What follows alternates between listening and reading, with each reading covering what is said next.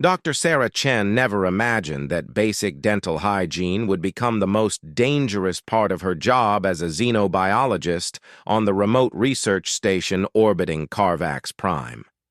The incident started on what seemed like an ordinary evening in her quarters after a long day of cataloging plant samples from the forest moon below. She stood at her small bathroom sink, squeezing mint-flavored toothpaste onto her brush, when she heard the soft scraping sound behind her. Sarah froze mid-squeeze. The door to her quarters was sealed. The station AI confirmed no breaches, yet something was definitely in her room. Slowly, she turned her head and saw them. 4 pairs of luminous amber eyes stared at her from beneath her bunk. The eyes belonged to 4 small creatures, each about the size of a large dog, covered in sleek midnight blue fur with silver stripes. Their triangular ears stood straight up, and their mouths hung slightly open, revealing rows of needle-sharp teeth. Sarah recognized them instantly. Carvathi cubs. The apex predators of the forest moon, the species whose adults could tear through reinforced steel with their claws and whose pack-hunting tactics had wiped out 3 survey teams before the station established orbit protocols. These cubs shouldn't be here. They couldn't be here. The station was in orbit, for heaven's sake. But here they were, and they weren't attacking. Instead, they stared at her with an intensity that made her skin prickle. More specifically, they stared at the toothbrush in her hand. Sarah's training kicked in. Don't make sudden movements. Don't show fear. Don't turn your back on predators. She slowly raised the toothbrush to her mouth and began brushing, maintaining eye contact with the nearest cub. The reaction was immediate.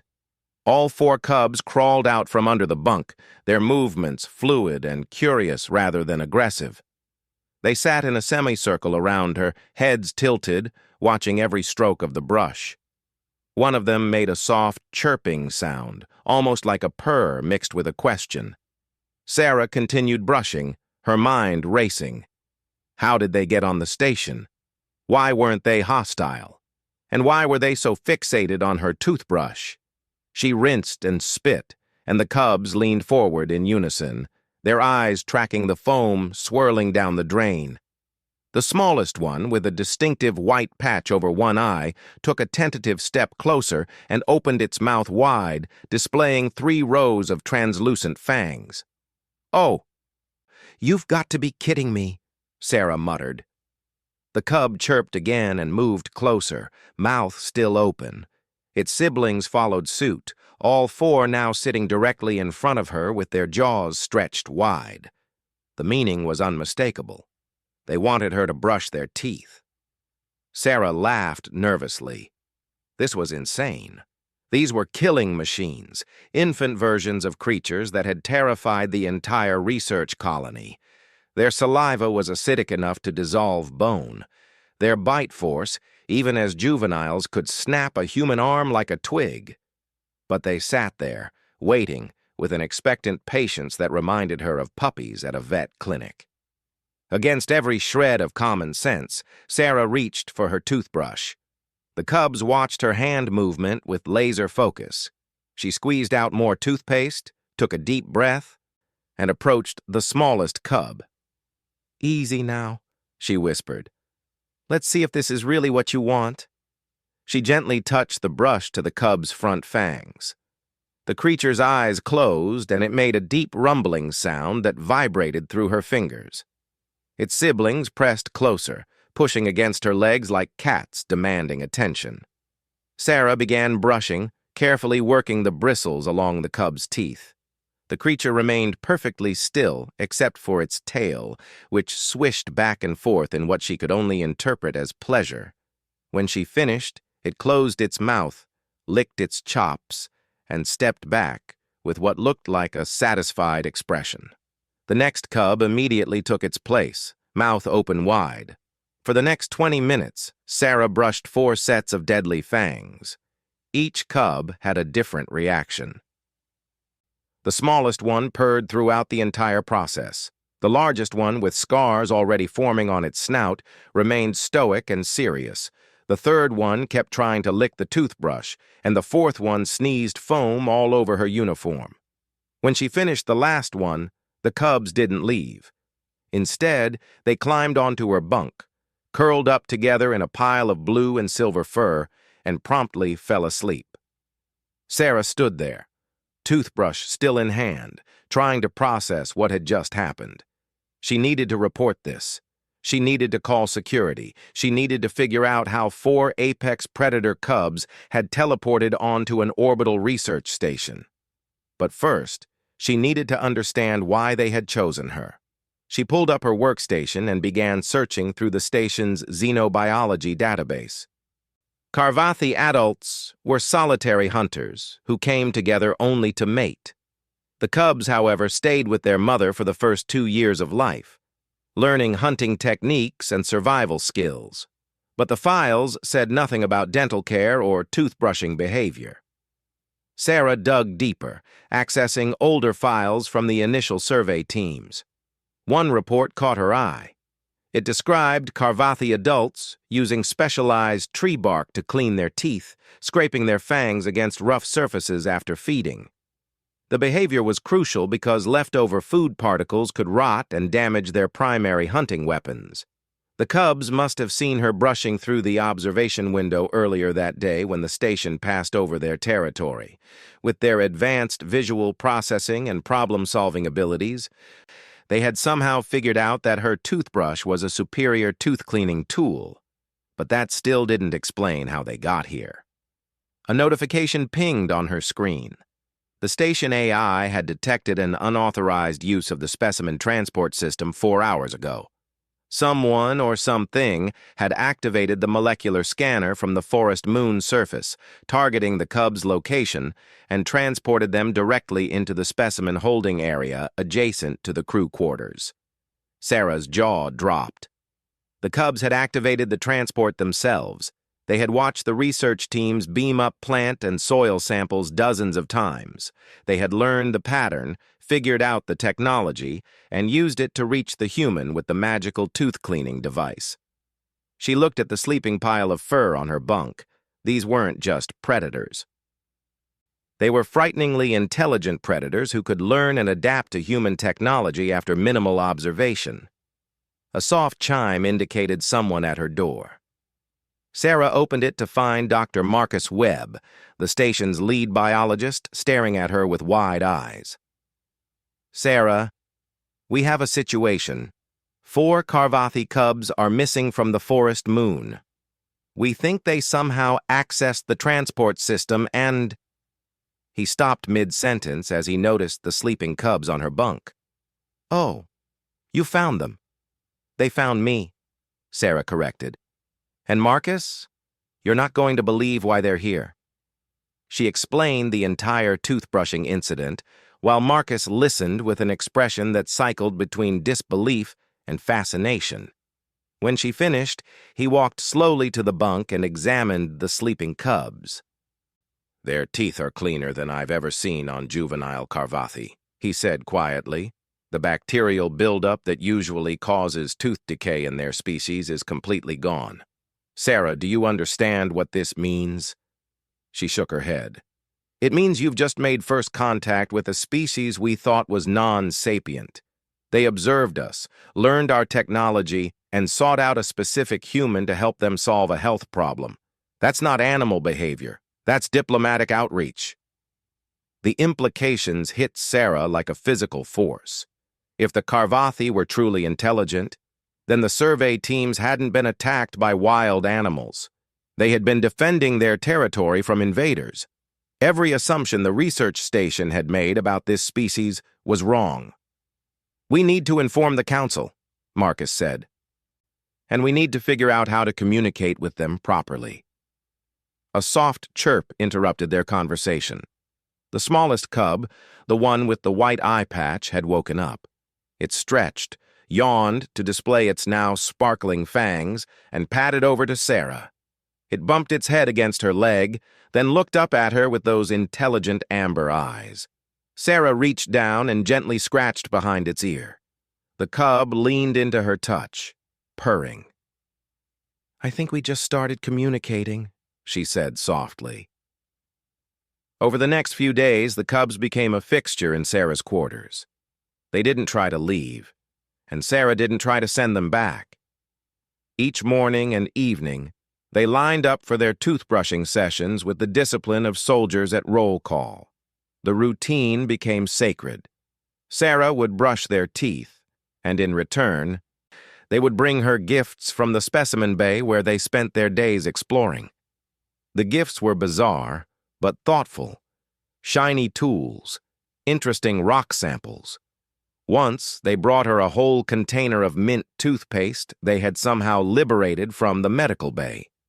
The station staff found the cubs' antics more amusing than alarming, and security stopped trying to contain them after they kept picking the locks on every cage. But Sarah noticed something else developing. The cubs were learning human language, not speaking it, but understanding it. When she said sit, they sat. When she said stay, they stayed. They began responding to their names, which she had given them based on their personalities. Stripe for the largest, Patch for the one with the white eye marking, Dash for the fast one who was always rushing around, and Bubbles for the one who loved making foam with the toothpaste. Marcus documented everything, sending detailed reports back to Earth and the Colonial Science Council. The responses ranged from skeptical to excited, but everyone agreed on one thing. Sarah had become humanity's first interspecies ambassador to the Carvathi, and her official diplomatic tool was a toothbrush. The situation changed when an adult Carvathi appeared outside the station's main viewport. The massive creature, easily the size of a shuttle, floated in the void of space surrounded by a shimmer of energy that defied physics. Its silver-striped fur rippled with power, and its eyes glowed like twin suns. Every alarm on the station blared. Crew members rushed to emergency stations. Weapon systems came online. The adult Carvathi simply hung in space, waiting. Sarah knew what she had to do. She grabbed her toothbrush, scooped up Patch, who was nearest, and headed to the observation deck. Marcus tried to stop her, but she shook him off. "If that's their parent, I need to return them," she said. "And I need to show that we're not a threat." She reached the observation deck, where the massive adult Carvathi floated just meters away from the reinforced glass. Its eyes locked onto Sarah, then onto the cub in her arms. Patch chirped and wriggled, clearly excited to see what Sarah now realized was probably its mother. Sarah held up the toothbrush and made exaggerated brushing motions toward her teeth.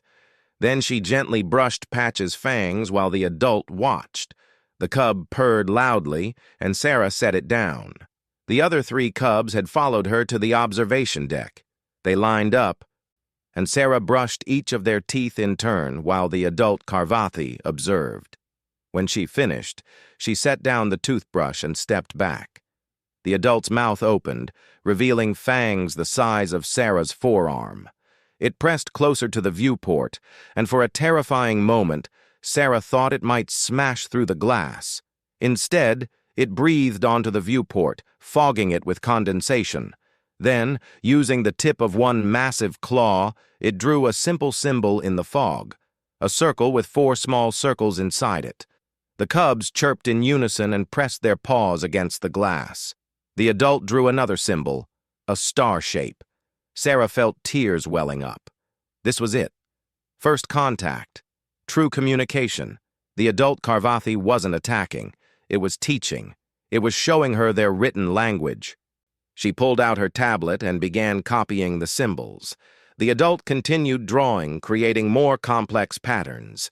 The cubs watched their mother with obvious pride, occasionally chirping what Sarah now recognized as questions or comments.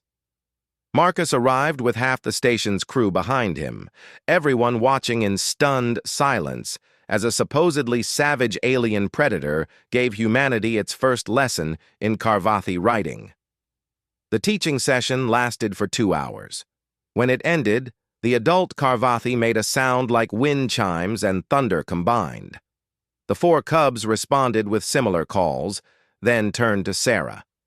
Patch approached first, standing on its hind legs to press its forehead against Sarah's hand. Each cub repeated the gesture, a clear goodbye. They had learned what they came for, and now they were going home. Sarah wanted to say something profound, but all she managed was, "Brush twice a day, okay?" The cubs chirped what might have been laughter. Then they walked to the airlock, where the adult Karvathi had somehow materialized, despite the laws of physics saying that was impossible. The mother gathered her cubs with gentle sweeps of her massive paws, and together they dissolved into that strange shimmer of energy and vanished. The observation deck remained silent for a full minute after they left. Finally, Marcus spoke. "Sarah, you do realize that you just became the most important human in the galaxy, right? First contact with an intelligent species, and you did it with dental hygiene." Sarah looked down at her toothbrush, still covered in alien saliva and mint foam. She started laughing, and once she started, she couldn't stop. The stress, fear, wonder, and sheer absurdity of the situation poured out in waves of laughter that left her gasping. "I need to buy stock in toothpaste companies," she finally managed to say. The next morning, Sarah woke to find something waiting outside her quarters. A crystal structure shaped like a toothbrush, carved with incredible precision from a single piece of violet mineral that pulsed with soft light. Attached was a piece of bark with 3 symbols drawn in what looked like berry juice. Marcus helped her translate using the symbols from yesterday's lesson. The message was simple but profound. "Thank you, teacher friend. We remember." Word spread quickly through the scientific community. Sarah's accidental first contact sparked a revolution in xenobiology and interspecies relations. Research teams revisited every non-sapient species they had cataloged, looking for signs of intelligence that previous observers had missed. The Karvathi became Earth's most unexpected allies, sharing knowledge about their planet and the surrounding systems. And every week, like clockwork, 4 juvenile Karvathi would transport to the station for their dental appointments. They always brought gifts, crystals, unusual plants, once an entire musical instrument made from hollow bones that produced haunting melodies. Sarah brushed their teeth, learned more of their language, and taught them about human culture. Patch, the smallest cub with the white eye marking, became her particular friend.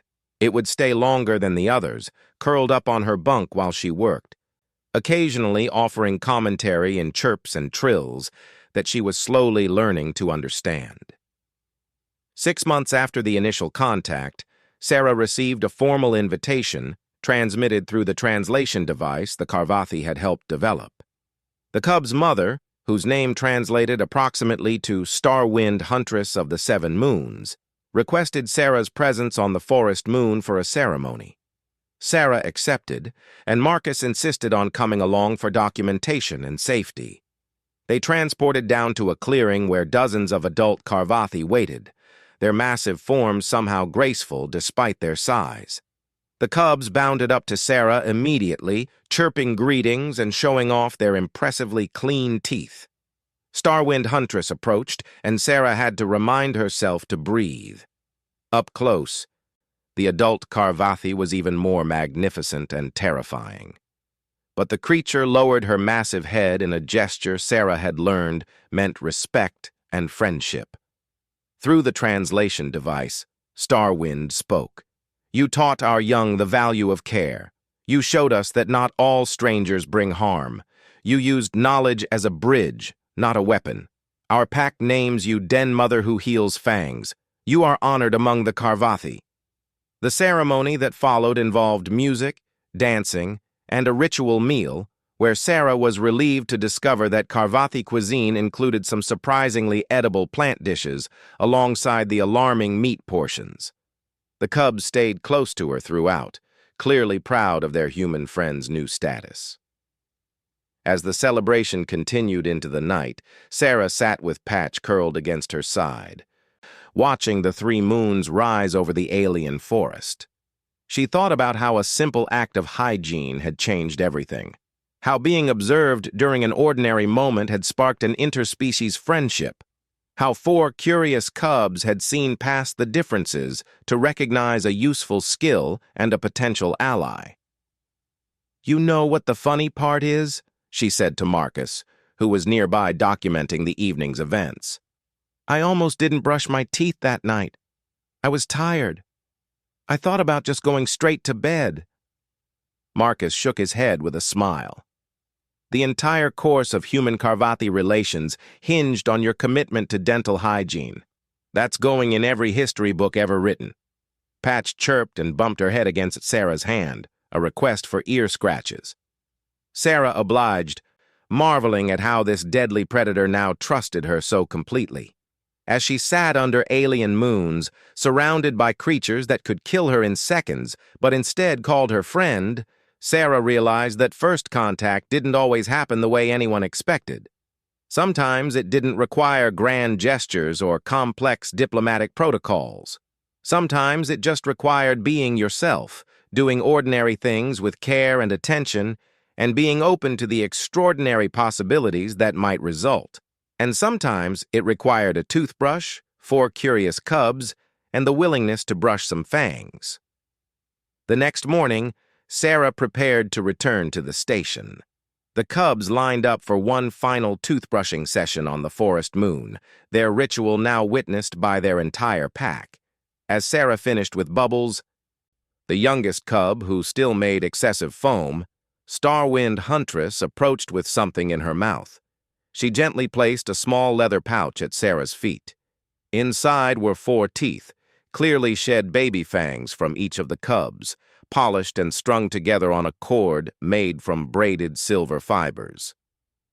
"For remembering," the translation device conveyed. "When they are grown and hunt the stars, they will remember the human who taught them to care for their weapons." Sarah put the necklace on, feeling the weight of the fangs against her chest. They were a promise and a responsibility. The cubs would grow into adults as powerful as Starwind, and they would remember humanity's first representative not as a warrior or politician, but as someone who helped them with something as simple as tooth care. "I'll remember too," Sarah promised. "And I'll be here whenever they need their teeth brushed." Patch made a sound that the translator rendered as amused disagreement. Starwind explained, "She says by next season they will brush their own teeth. You have taught them the way. But they will visit. Not for brushing, but for friendship." Sarah felt her throat tighten with emotion. The cubs were growing up, learning independence, but choosing to maintain the relationship they had built. That was the real first contact moment, she realized. Not the initial toothbrushing, but this. The mutual decision to continue a friendship across species lines, not out of necessity, but out of genuine affection. As the transport beam pulled her back to the station, Sarah watched the cubs waving goodbye with their paws, their mother standing proud behind them. She touched the fang necklace and smiled. She had come to this station to study alien plant life. Instead, she had become Den Mother who heals fangs, friend to apex predators, and living proof that sometimes the most profound connections start with the simplest acts of care. And she would never look at her toothbrush the same way again.